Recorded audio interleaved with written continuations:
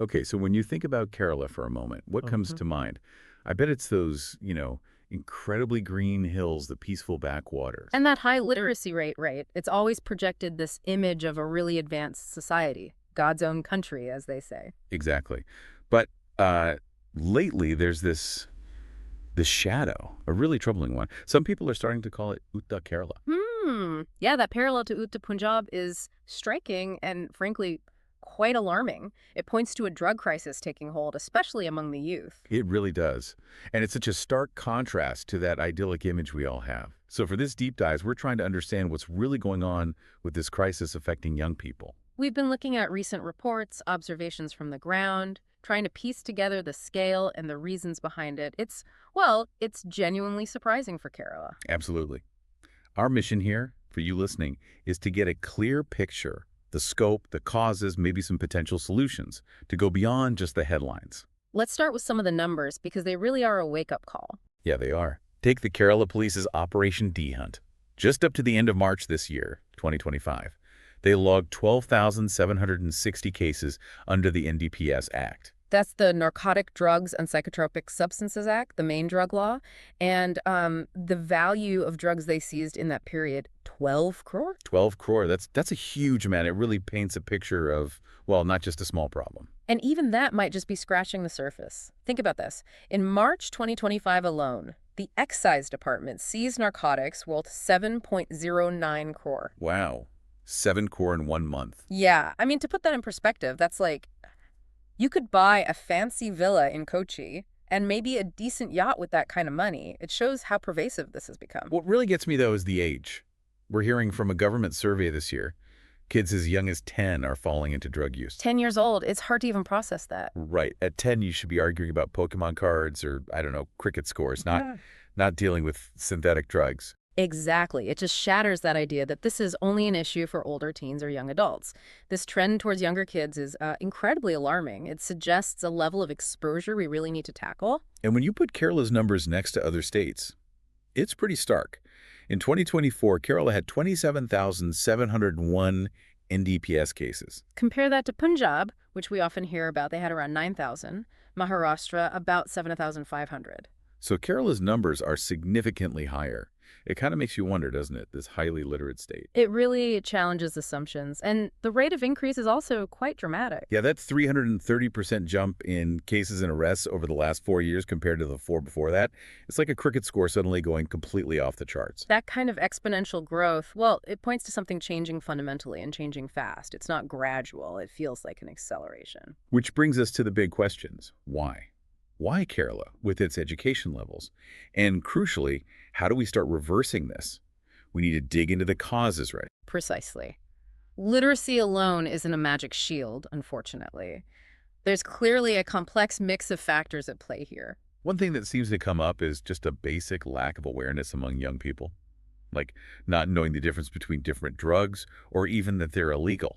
It sounds unbelievable, but reports suggest some teenagers might struggle to tell the difference between, say, chewing tobacco and hard drugs like MDMA. That's a huge gap. A dangerous gap. If you don't understand the risks or the legal side, you're so much more vulnerable, aren't you? Absolutely. It makes you question how effectively this is being taught, or if it's being taught in schools. You'd think in a state that prides itself on education, maybe they need something like a mandatory Drugs 101 course from, say, 8th grade. A proactive approach is definitely needed, something age-appropriate, focusing on real understanding, not just scare tactics, maybe with catchy slogans like, say no to blow, something that sticks. Yeah, empowering them with facts. Because that whole just try it once idea, Yeah. it comes from not really getting the danger, right? Yeah. Exactly. It's like thinking you can just taste a bit of that yogurt that's been in the fridge way too long. Sometimes even a little bit causes big problems. Awareness is key. Then there's the pressure.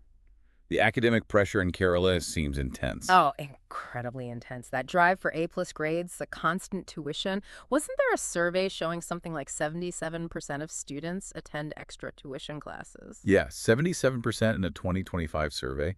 That's a huge number. It's like a pressure cooker environment. And that kind of pressure, well, it takes a toll. Constant stress, anxiety, feeling like you're never good enough. For some, drugs might seem like an escape, a way to cope. It's just heartbreaking to think about that connection. The pressure, the nearly 12,000 child suicides in India annually. Could this pressure in Kerala be a sort of silent trigger for both despair and substance abuse? It's a deeply serious concern. The link between intense stress and mental health issues, including substance use, is well documented. We need a shift, maybe, in how society defines success for kids. Like parents focusing less on just the marks and more on how their kid's day actually was, asking about more than homework. Exactly. Shifting from what marks did you get to how are you feeling today could make a world of difference. Which leads to another point, parenting. It seems in some of these high-pressure homes that real connection, that bonding, is missing. A 2023 study pointed this out, right? Yes, when the focus is purely academic, that meaningful parent-child time can get lost. Kids need that emotional connection, not just interrogation about school. And if that connection isn't there, it creates a vulnerability, doesn't it? Makes them seek validation elsewhere, perhaps in risky ways. Precisely. It creates a void. And negative influences, like drugs or risky peer groups, can easily step into that void. Parents need to create a space where kids feel safe sharing struggles, not just scores. So parents need to be watching for those warning signs, like sudden irritability, withdrawing, maybe even violence, not just brushing it off as teenage moodiness. Absolutely. Those changes in behavior, like your kids suddenly acting like a grumpy cat reboot, as you put it, shouldn't be ignored. They can be early signals. Ignoring them is like ignoring a tsunami warning, because you don't want to ruin your beach day. That's a good analogy. Early intervention, open communication, maybe seeking professional help. It's crucial before things escalate. Okay, what about boredom? It sounds almost too simple, but can boredom really be a major factor? It absolutely can, especially for teenagers who are kind of wired to seek novelty and excitement if they don't have healthy outlets. They might look for excitement in the wrong places, like trying drugs offered by peddlers. Exactly. Boredom creates a vacuum. We need to help them find positive ways to fill their time, ways that aren't just staring at screens. Things like hobbies, music, dance, sports, those seem like natural anti-drugs. They really are. The endorphins you get from playing a sport or nailing a piece of music, that's a natural high. It's hard to compete with that feeling with something artificial and harmful like hashish. So encouraging diverse activities is key. Quiz competitions, painting, learn the ukulele, whatever clicks, even for those too cool teens. Right. Remind them even Batman has a day job or, other interests. Keeping them engaged is a powerful preventative measure. And finally, the home environment itself. This is tough, but if parents use substances or there's constant conflict, it normalizes it for the kids, unfortunately. Children learn by watching. Yeah, that image of a father chain-smoking while lecturing his kid about staying clean, it just doesn't work, does it? Not at all. Actions speak louder. A peaceful home, parents modeling healthy ways to cope with stress, maybe family game nights instead of shouting matches. That's huge. And addressing any hidden substance use within the family, too. That seems vital. It really is. That stability and positive modeling acts as a protective shield. So this isn't just affecting individuals. It sounds like the fallout is much wider, really impacting society in Kerala. Definitely. It tears at the social fabric. Families suffer. Communities feel less safe. Trust erodes. And schools becoming hotspots. That's deeply worrying. A police report back in 2019 found over 200 NDPS cases linked to schools or colleges. And think about the types of drugs found, not just ganja, but psychotropic tablets. Even things like whitener being abused. Schools should be safe zones. It's terrifying. Plus, hearing about kids being exploited by gangs to actually sell drugs. That's another layer of tragedy. It shows how ruthless the trade is, preying on vulnerable children. And the violence. We're seeing more reports, aren't we? Drug-fueled violence, brother slashing sister, son attacking his mother. Students threatening teachers, and that awful incident in Kozhikode in 2025, the young person dying after swallowing MDMA to avoid police. These aren't isolated anymore. No, they seem more frequent. It shows the desperation and the impact on behavior. Even small things, like pharmacies reporting a sudden rise in demand for drug test kits, even in smaller towns like Ayur. That tells you something, doesn't it? It shows how deep the suspicion and fear have penetrated, right down to the family level. It does. It's a grassroots indicator of the crisis. And the economic cost. Okay, Yes. crores worth of drugs seized is one thing. But the real cost, as you said, is the lost potential of a generation. It makes that God's own country tagline feel strained. Immense costs. Healthcare, crime, lost productivity. It really questions the future progress if this isn't tackled head-on. So the situation looks daunting, but not unbeatable, right? There has to be a plan. The analysis we looked at suggested a multi-pronged approach. Yes, a five-pronged approach seems necessary. Daunting, yes, but not impossible if there's coordinated effort. It has to start with parents. Right. The first point was about parents shifting focus. Less about the report card, more about the child's actual well-being, their mood being the GPS for their emotional state almost. That's a great way to put it, being attuned, noticing changes, and fostering that open communication, regular heart-to-hearts. And crucially, not being afraid to seek help, getting counseling if needed, and ditching that "what will people think" attitude. Absolutely. Destigmatizing mental health support is vital, and encouraging those hobbies, sports, positive outlets we talked about. And leading by example, finding healthy ways to cope with stress yourself. Maybe yoga, instead of reaching for a substance. Exactly. Modeling the behavior you want to see. Okay, second prong. Teachers. They need to be, well, the report called them disciplinarians, addressing that fear of backlash. It's a tough balance, but schools need structure and rules. Teachers are gatekeepers. They need support to enforce rules fairly but firmly. Remember that incident with the headmaster finding inappropriate materials? It highlighted the difficulties. Yeah. The plan stresses drug awareness programs from middle school, using real stories, not just fear. And discipline when rules are broken. Not necessarily punitive, but as a wake-up call. Schools that are consistent see better results, apparently. Third, police and excise. Keep up with the pressure, basically. Acknowledge Operation D Hunt and P Hunt, but keep targeting the peddlers. Especially those using sophisticated methods like superbikes or exploiting kids. They mentioned specific hotspots too, didn't they? Yeah, over 1,300 hotspots across hundreds of police stations. A lot in the Thiruvananthapuram.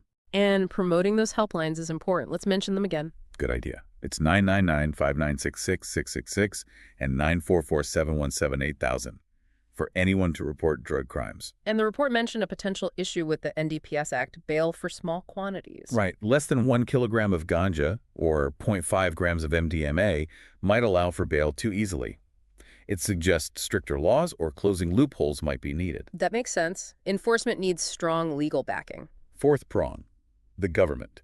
Acknowledge campaigns like Love-a-Thon and Yodhavu, but stress the need for more concrete action. Especially on the treatment side. There was a 45% jump in kids seeking de-addiction help in 2024, nearly 3,000 kids. And yet, resources are so limited. Only one dedicated center for under 18s mentions Samartha Children's Care Center. That's not nearly enough. No. We need more centers, especially in rural areas. And training for police and cyber surveillance, financial tracking to follow the money. And making no to drugs a permanent fixture, not just a campaign week. Exactly. Prevention is key, even with a high conviction rate, like 98.9%. We need to stop kids starting in the first place. Finally, the fifth prong, NGOs, being the boots on the ground. Yes, they can reach communities directly. Organizing workshops, street plays, sports events, making it relatable. And sharing recovery stories. Like that example of Shivaji where parental support was crucial for his recovery, showing that it is possible. Building hope is so important. Partnering with schools, peer support groups, maybe even using social media creatively, like a hashtag SoberSquad challenge or something. That's a thought. So we have the Laws NDPS Act, ZOTPA for tobacco near schools, the Juvenile Justice Act. The legal arsenal is there, but it comes back to enforcement, doesn't it? And closing those loopholes, like the bail issue for small quantities. It really underscores the gravity of it all. Kerala's youth are its biggest asset. We can't afford to lose them to this. It demands that collective action we talked about. Parents, teachers, police, government, NGOs, everyone pulling together, not pointing fingers. Collaboration over blame. And remembering those helplines again, 999-596-666-666 and 944-717-8000, supporting awareness campaigns too. Every little bit helps, but fundamentally it comes down to communication. Yeah. Truly open communication with young people. Listening. Understanding their pressures, creating that safe space. We have to reject that Udta Kerala label becoming the reality. It's about working together, having the tough conversations, offering support, step by step, to bring God's own country back to solid ground. Absolutely. Through collective effort, conversation, and unwavering support, focusing on prevention and recovery, there's definitely hope for a healthier future for Kerala's youth, reclaiming that positive narrative.